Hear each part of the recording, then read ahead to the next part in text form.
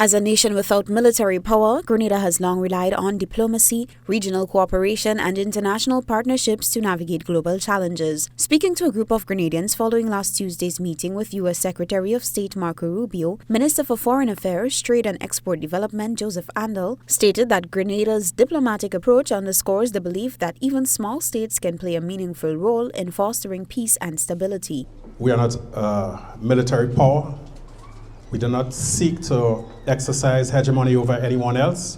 We have not the means nor the desire to do so. We live in a neighborhood that we share together.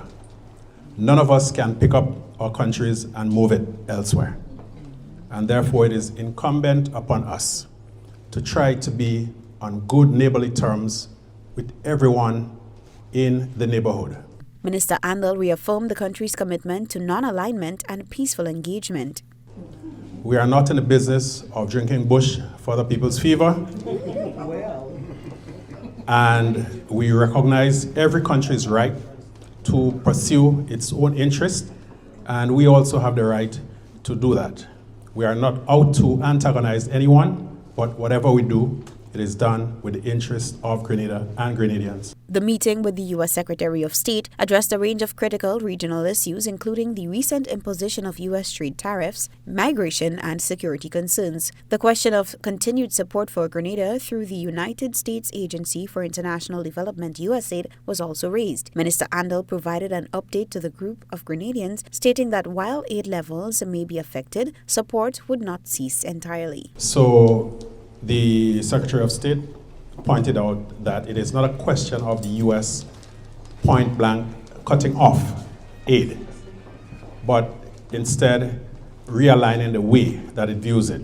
He pointed out that very often in the past,